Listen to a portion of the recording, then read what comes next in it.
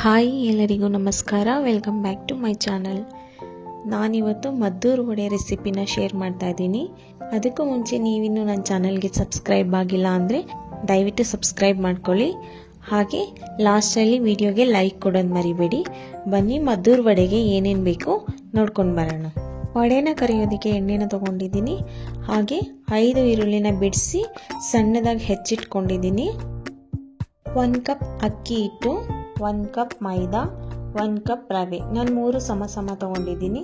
ಹಾಗೆ 2 ಸ್ಪೂನ್ ಎಳ್ಳು, ರುಚಿಗೆ ತಕ್ಕಷ್ಟು ಉಪ್ಪು, 2 ಸ್ಪೂನ್ ಕಡಲೆ ಬೀಜನ ಪುಡಿ ಮಾಡ್ಕೊಂಡಿದ್ದೀನಿ, ಇಂಗು, ಒಂದು 6ರಿಂದ 7 ಗೋಡಂಬಿನ ಸಣ್ಣದಾಗಿ ಹೆಚ್ಚಿಟ್ಕೊಂಡಿದ್ದೀನಿ, ಕೊತ್ತಂಬರಿ ಸೊಪ್ಪು, ಹಸಿಮೆಣಸಿಕಾಯಿ 2 ಸಣ್ಣದಾಗಿ ಹೆಚ್ಚಿಟ್ಕೊಂಡಿದ್ದೀನಿ, 1 ಸ್ಪೂನ್ ಶುಂಠಿ ಪೇಸ್ಟ್, ಕರಿಬೇವು ಸೊಪ್ಪು. ಇವಾಗ ಹೇಗೆ ಮಾಡೋದು ನೋಡೋಣ.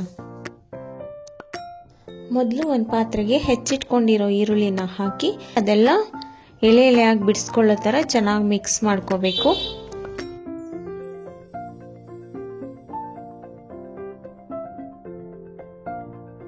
ನಂತರ ಇದಕ್ಕೆ ಎಳ್ಳು, ಹಸಿಮೆಣಸಿನಕಾಯಿ, ಗೋಡಂಬಿ, ಹೆಚ್ಚಿಟ್ಕೊಂಡಿರೋ ಕೊತ್ತಂಬರಿ ಸೊಪ್ಪು, 1 ಸ್ಪೂನ್ ಶುಂಠಿ ಬೆಳ್ಳುಳ್ಳಿ ಪೇಸ್ಟ್, ಕಡಲೆಕಾಯಿ ಬೀಜದ ಪುಡಿ, ಸ್ವಲ್ಪ ಇಂಗು ಇಷ್ಟನ್ನು ಹಾಕಿ ನಾನು 4 ಸ್ಪೂನ್ ಎಣ್ಣೆನ ಕಾಯಕ್ಕಿಟ್ಟಿದ್ದೆ. ಎಣ್ಣೆ ಕಾದ ನಂತರ ಅದಕ್ಕೆ ಕರಿಬೇವು ಸೊಪ್ಪನ್ನ ಹಾಕ್ಕೊಂಡಿದ್ದೀನಿ. ನಾವು ಈ ಥರ ಮಾಡ್ಕೊಳ್ಳೋದ್ರಿಂದ ಕರಿಬೇವು ಸೊಪ್ಪನ್ನ ಹೆಚ್ಚಿಟ್ಕೊಳ್ಳೋ ಅಗತ್ಯ ಇರಲ್ಲ. ಇದನ್ನು ಸ್ವಲ್ಪ ಕೈಯಲ್ಲಿ ಕ್ರಷ್ ಮಾಡಿದ್ರೆ ಎಲ್ಲ ಪುಡಿ ಆಗುತ್ತೆ. ಹಾಗೆ ಕರಿಬೇವು ಸೊಪ್ಪಿನ ಘಮ ಕೂಡ ಚೆನ್ನಾಗಿರುತ್ತೆ. ಅದರಿಂದ ನಾನು ಎಣ್ಣೆಯಲ್ಲಿ ಕರಿಬೇವು ಸೊಪ್ಪನ್ನ ಸ್ವಲ್ಪ ಕರೆದಿಟ್ಕೋತಾ ಇದ್ದೀನಿ. ಅಕ್ಕಿ ಹಿಟ್ಟು, ರವೆ, ಮೈದಾ ಹಿಟ್ಟು,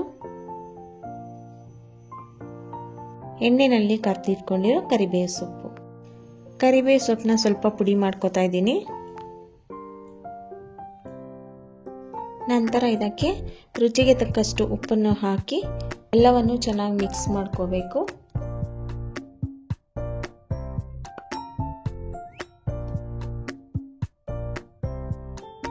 ನಾನು ಆವಾಗಲೇ 2 ಹಸಿಮೆಣಸಿಕಾಯಿನ ಹೆಚ್ಚಿ ಹಾಕೊಂಡಿದ್ದೀನಿ. ಮತ್ತೆ ಅದಕ್ಕೆ ಅರ್ಧ ಸ್ಪೂನ್ ಮೆಣಸಿಕಾಯಿ ಪುಡಿನ ಹಾಕೋತಾ ಇದ್ದೀನಿ. ನೀವು ಬೇಕಾದರೆ ಬರೀ ಹಸಿಮೆಣಸಿಕಾಯಿನ ಹಾಕೋತೀವಿ ಅಂದರೆ ಇನ್ನೂ 2 ಎಕ್ಸ್ಟ್ರಾ ಹೆಚ್ಚು ಹಾಕೋಬೋದು, ಇಲ್ಲ ಬರೀ ಮೆಣಸಿಕಾಯಿ ಪುಡಿ ಬೇಕಾದರೂ ಹಾಕೋಬೋದು. ಇವಾಗ ಇದೆಲ್ಲ ಚೆನ್ನಾಗಿ ಮಿಕ್ಸ್ ಆಗಿದೆ. ಇದಕ್ಕೆ ನಾನಿವಾಗ ಚೆನ್ನಾಗಿ ಕಾಯಿಸಿಟ್ಟಿರೋ 4 ಸ್ಪೂನ್ ಎಣ್ಣೆನ ಹಾಕೋತಾ ಇದ್ದೀನಿ. ಎಣ್ಣೆ ಹಾಕಿದ ನಂತರ ಎಲ್ಲವನ್ನು ಚೆನ್ನಾಗಿ ಮಿಕ್ಸ್ ಮಾಡ್ಕೋಬೇಕು. ನಾನಿಲ್ಲಿ ಕಡಿಮೆ ಕ್ವಾಂಟಿಟಿ ಮಾಡ್ತಾ ಇರೋದ್ರಿಂದ ನೀರನ್ನು ಸಹ ಹಾಕಿ ಮಿಕ್ಸ್ ಮಾಡ್ಕೋತಾ ಇದ್ದೀನಿ. ಜಾಸ್ತಿ ಮಾಡ್ತಾ ಇರುವಾಗ ಏನು ಮಾಡಬೇಕಪ್ಪ ಅಂದರೆ ಇದನ್ನೆಲ್ಲ ಚೆನ್ನಾಗಿ ಮಿಕ್ಸ್ ಮಾಡಿಕೊಂಡು ನಾನು ಈವರೆಗೆ ಏನು ತೋರಿಸಿದ್ದೀನಿ ಇಷ್ಟನ್ನು ಚೆನ್ನಾಗಿ ಮಿಕ್ಸ್ ಮಾಡಿಕೊಂಡು ಸ್ವಲ್ಪನೇ ತಗೊಂಡು ಅದಕ್ಕೆ ನೀರನ್ನು ಹಾಕಿ ಮಿಕ್ಸ್ ಮಾಡ್ಕೋಬೇಕು.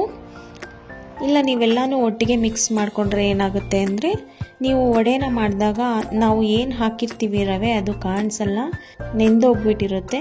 ಆದ್ದರಿಂದ ಜಾಸ್ತಿ ಕ್ವಾಂಟಿಟಿ ಮಾಡುವಾಗ ಸ್ವಲ್ಪ ಹಿಟ್ಟಿಗೆ ನೀರನ್ನು ಹಾಕಿ ಮಿಕ್ಸ್ ಮಾಡಿಕೊಂಡು ವಡೆನ ಮಾಡ್ಕೋಬೇಕು. ನಾನಿಲ್ಲಿ ಕಡಿಮೆ ಕ್ವಾಂಟಿಟಿ ಮಾಡ್ತಾ ಇರೋದ್ರಿಂದ ನೀರನ್ನು ಸೇರಿಸಿ ಮಿಕ್ಸ್ ಮಾಡ್ಕೊಂಡಿದ್ದೀನಿ. ಇವಾಗ ಹಿಟ್ಟು ರೆಡಿಯಾಗಿದೆ. ಚಪಾತಿ ಹಿಟ್ಟಿನ ಹದಕ್ಕೆ ಕಲಸಿಟ್ಕೊಂಡಿದ್ದೀನಿ. ಎಣ್ಣೆನ ಕಾಯಕ್ಕೆ ಇಟ್ಕೋತಾ ಇದ್ದೀನಿ.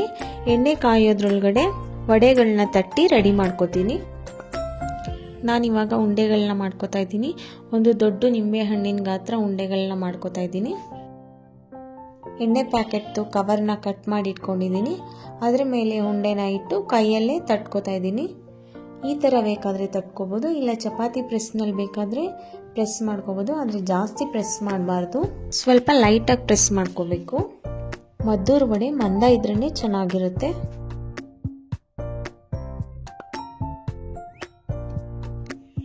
ಪ್ರೆಸ್ ಮಾಡೋದಿಲ್ಲ ಅಂತಂದ್ರೂ ಈ ಥರ ಉಂಡೆನ ಇಟ್ಟು ಪ್ಲೇಟ್ ಸಹಾಯದಿಂದ ಮೇಲ್ಗಡೆ ಸ್ವಲ್ಪ ಲೈಟಾಗಿ ಪ್ರೆಸ್ ಮಾಡಿದ್ರೆ ವಡೆ ರೆಡಿ ಆಗುತ್ತೆ. ಇಷ್ಟು ಮಂದ ಇರಬೇಕು. ಇನ್ನೂ ಮಂದ ಬೇಕು ಅಂದರೆ ಮಾಡ್ಕೋಬೋದು, ಆದರೆ ಸಣ್ಣ ಊರಿನಲ್ಲೇ ಬೇಯಿಸ್ಕೋಬೇಕು, ಇಲ್ಲ ಒಳಗಡೆ ತುಂಬ ಹಿಟ್ಟಿಟ್ಟು ಥರನೇ ಉಳ್ಕೊಂಡ್ಬಿಡುತ್ತೆ. ನಾನಿವಾಗ ವಡೆಗಳನ್ನೆಲ್ಲ ರೆಡಿ ಮಾಡಿ ಇಟ್ಕೊಂಡಿದ್ದೀನಿ. ಕಾದಿರೋ ಎಣ್ಣೆಯಲ್ಲಿ ಹಾಕ್ತಾ ಇದ್ದೀನಿ.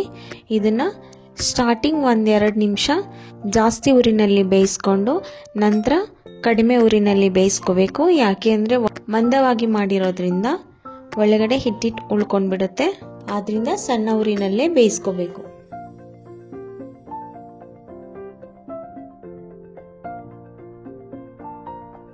ಇವಾಗ ವಡೆಗಳೆಲ್ಲ ಚೆನ್ನಾಗಿ ಬೆಂದಿದೆ. ಇದನ್ನು ಹೊರಗಡೆ ತೆಕ್ಕೋತಾ ಇದ್ದೀನಿ. ಮದ್ದೂರು ವಡೆ ಜೊತೆಗೆ ಕಾಫಿ, ಟೀ, ಚಟ್ನಿ ಯಾವುದಿದ್ರೂ ಚೆನ್ನಾಗಿರುತ್ತೆ. ಇವಾಗ ಮದ್ದೂರು ವಡೆ ರೆಡಿಯಾಗಿದೆ. ನಿಮಗೆಲ್ಲ ಈ ವಿಡಿಯೋ ಇಷ್ಟ ಆಗಿದ್ರೆ ಪ್ಲೀಸ್ ಒಂದು ಲೈಕ್ ಕೊಡಿ. ಹಾಗೆ ನಿಮ್ಮ ಅನಿಸಿಕೆ ಅಭಿಪ್ರಾಯಗಳನ್ನು ಕಮೆಂಟ್ ಮಾಡಿ ಮತ್ತು ನಿಮ್ಮ ಫ್ಯಾಮಿಲಿ ಫ್ರೆಂಡ್ಸ್ಗೆಲ್ಲ ಶೇರ್ ಮಾಡಿ. Thank you.